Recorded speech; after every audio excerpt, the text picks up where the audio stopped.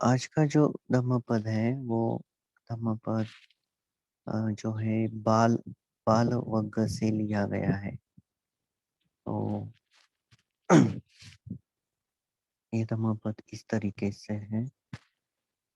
या याव जीवेम्पि च बालो पंडितम पायरूपस्सति पायरूपस्सति पंडितम पायरूपस्सति नासो धम्मं विज्जन्ति दब्बि सुपरसम यथा सुपरसम यथा।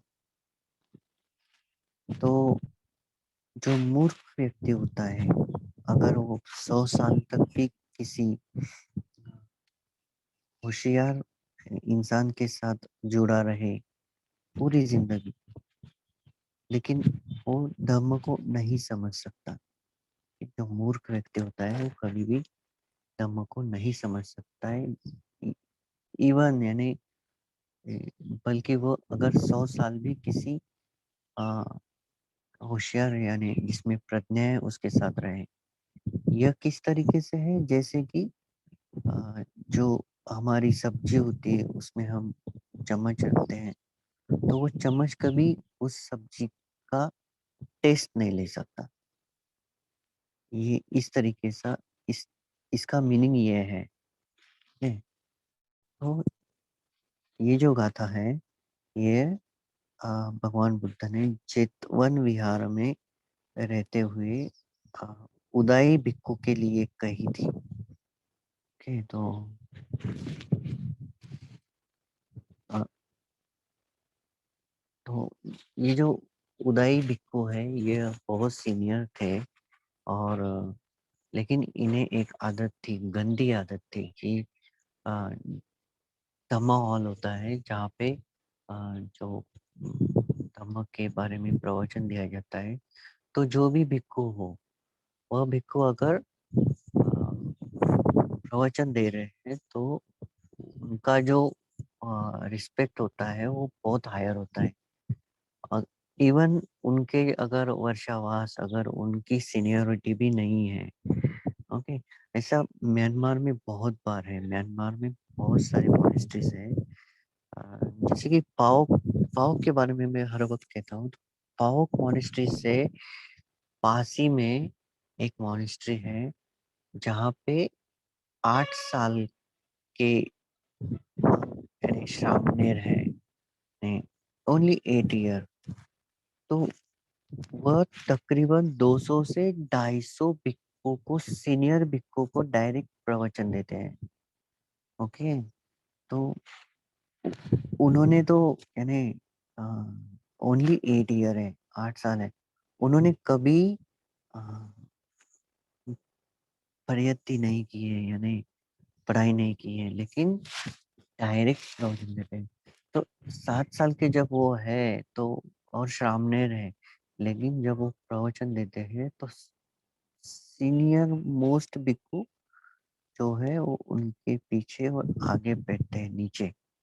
ओके। सो इस तरीके से मैंने ये एग्जांपल इसलिए दिया क्योंकि आपको जल्दी में समझ में आ जाए क्या कि जो भगवान बुद्ध की टीचिंग जो देते हैं, तो उनका जो सीट होता है वो हायर होता है। ओके। तो जो उदाई होते हैं तो उन्हें ये गंदी आदत होती है कि वो सीट पे जाके बैठते हैं।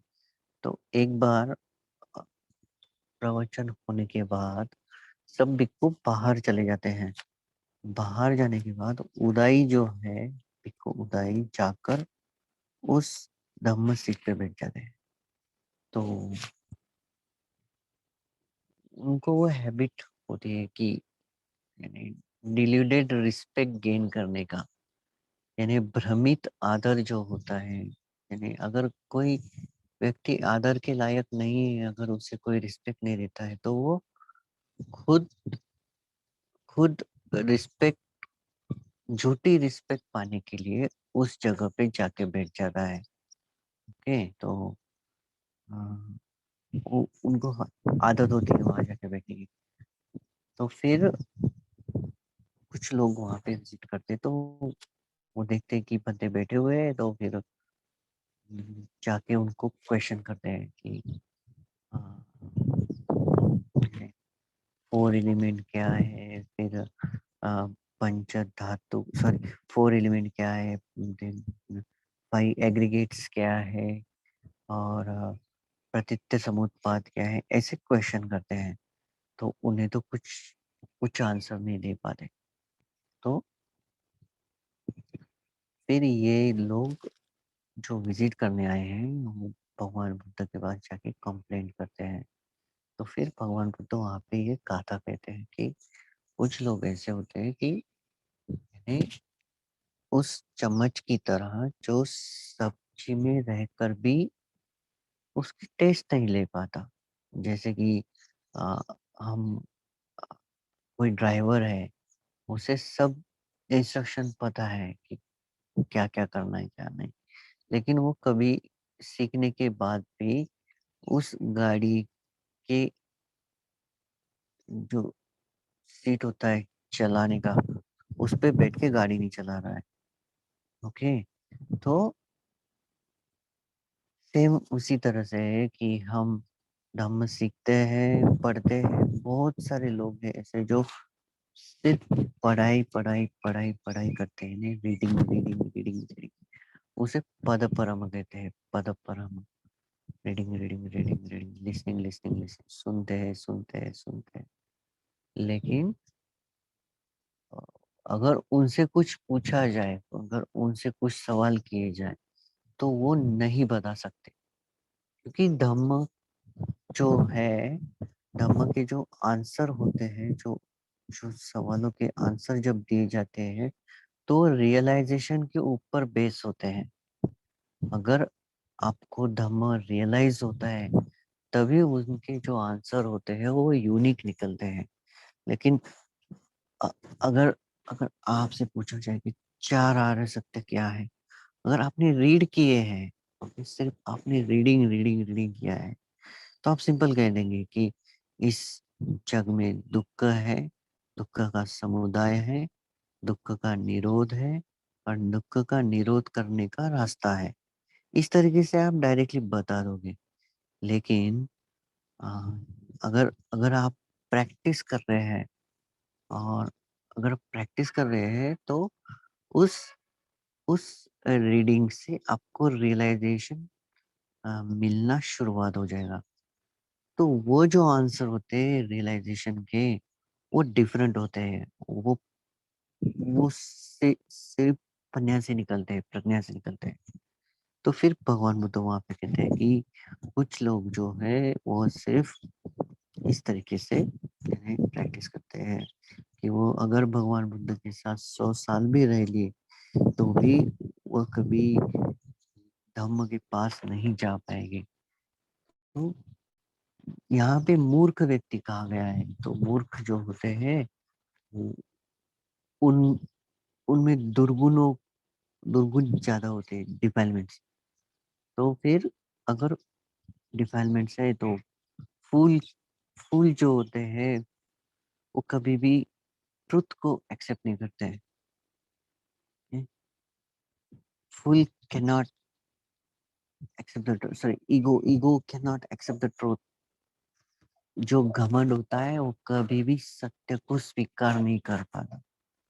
कौन सा सत्य?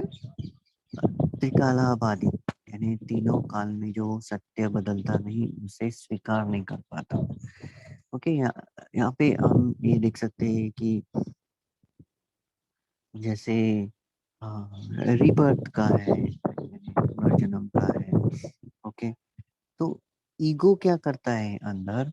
ईगो व्यूज क्रिएट करता है, ओन व्यूज होते हैं हमारे। ओके। वो व्यूज इतने कंस्ट्रक्ट कर देता है, कंस्ट्रक्ट यानी बहुत पक्के कर देता है। ओके। ये है, इसके आगे कुछ नहीं, इसके पीछे कुछ नहीं। ये ये मेरा व्यू है, और मेरा व्यू है इसलिए ये सच है, और इसके इसके इसको ब्रेक करने वाला जो कुछ भी नॉलेज मैं सुनूंगा, वो अनट्रू है, वो लाइज है। ऐसा ऐसा व्यू ईगो हमारे अंदर डिल्यूजन की वजह से क्रिएट कर देता है। उसके बाद कभी भी अगर धम्मा हमारे पास आता है तो क्या हो जाता है, ego can not accept the truth.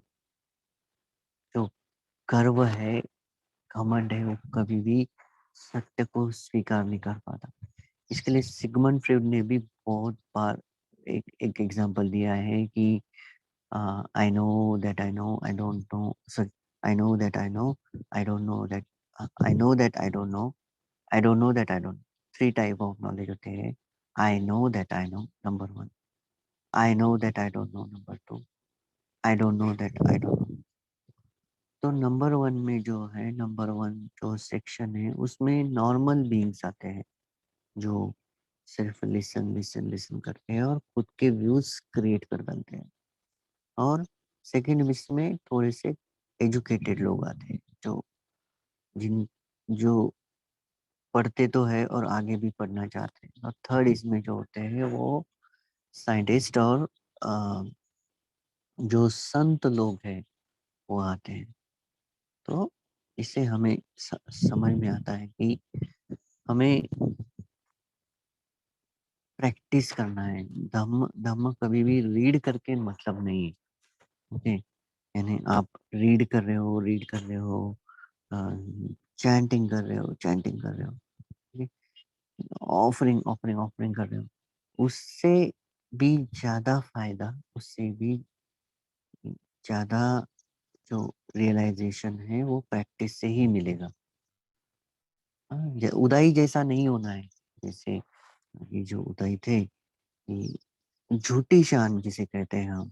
Okay, हम हम क्या करते हैं कि हम जो है वह न होते हुए कुछ और लोगों को दिखाने की कोशिश करते हैं। समझ रहे हैं ना, कि हम हमारा जो इनर ट्रुथ है, हम जो अंदर से है, अगर हम अंदर से कीचड़ है तो हम उस कीचड़ को छुपाकर कुछ अलग ही लोगों के सामने आते हैं। और अगर हम देखिए, अगर अगर आप हीरा हो तो आपको चमकाने की जरूरत नहीं है, थोड़ा सा पॉलिश होने की जरूरत है सिर्फ आपको। अगर आप सूरज हो तो आपको बाहर से रोशनी लेने की जरूरत नहीं है। वो तो नॉर्मल थिंग है कि आप जरूर चमकोगे। क्यों? क्योंकि वो आपका कैरेक्टरिस्टिक है। तो भगवान बुद्ध कहते हैं कि अगर आपको द- देखिए, नॉर्मल है कि कुछ लोग सिर्फ रीड रीड रीड कर रहे हैं, लेकिन उन्हें अगर कुछ पूछा जाए तो वो जवाब नहीं दे पाते। क्यों? क्योंकि प्रैक्टिस कम होती है। सिंपल। जैसे कि एक तरह से थ्योरी होती है, एक तरह से प्रैक्टिकल होता है। तो भगवान बुद्ध ने जो कुछ सिखाया है वो तो थ्योरी है, हाँ? लेकिन उसे हमें प्रैक्टिकल में लाना है। उसी वक्त हम उस चमचे की तरह नहीं बनेंगे जो सिर्फ करी में रहकर वैसे ही पड़ा रहता है। तो भगवान बुद्ध कहते हैं कि इस तरीके से कुछ लोग होते हैं जो उस चमचे की तरह होते हैं जो कभी भी होशियार अ, लोगों के सानिध्य में आने के बाद कभी भी टेस्ट नहीं कर पाते। तो धम्म का जो टेस्ट है वो कौन सा है? वो है लिबरेशन, यानी आजादी। हमारे हमारी हमारे दुर्गुणों से आजादी। ये बहुत इम्पोर्टेंट है कि हम धम्म को प्रैक्टिस में लाए। ओके? और अ, कुछ कुछ लोग ऐसे हैं कि जैसे कुछ भिक्खु हैं, कुछ सामनेर हैं, हाँ? तो कुछ फैमिली लाइफ की वजह से, कुछ फूड यानी गरीब है घर से, तो उस वजह से भिक्खु बन जाते हैं और फिर वो उनका प्रोफेशन बना लेते हैं। प्रोफेशन यानी अर्निंग सोर्सेस बना लेते हैं। तो वो जो है वो बहुत गलत होता है। यहाँ पे भिक्खु के बहुत सारे शील भंग हो जाते हैं। इसमें इस कैटेगरी में उपासक वर्ग भी है बहुत सारा। ओके, तो धम्म अर्निंग के लिए नहीं है। ओके, जहाँ पे धम्म है वहां पे लोकीय धम्म बिल्कुल नहीं आएगा। लोकीय धम्म कौन सा है? जैसे कि पैसा, गेन लॉस जो है, लोक धर्म 8 लोक धर्म जो है वह हमें इस लोक यानी जग की तरफ ले जाते हैं। और उस 8 लोक धर्म को अगर हम स्टॉप करें माइंडफुलनेस से, तो हम निब्बान की तरफ जाते हैं। तो आपको चूज करना है कि आपको किधर जाना है। ओके, तो इस धम्म पद में हमें सिंपल है कि यही सीखने को मिलता है कि हमें कभी भी प्रैक्टिस को बहुत इम्पोर्टेंस देना चाहिए, क्योंकि पता नहीं है कि अगला जन्म जो है वह मिलेगा या नहीं मिलेगा। ओके, तो यही है धम्म पद। अगर आपको नहीं समझा होगा तो प्लीज आप क्वेश्चन पूछ सकते हैं।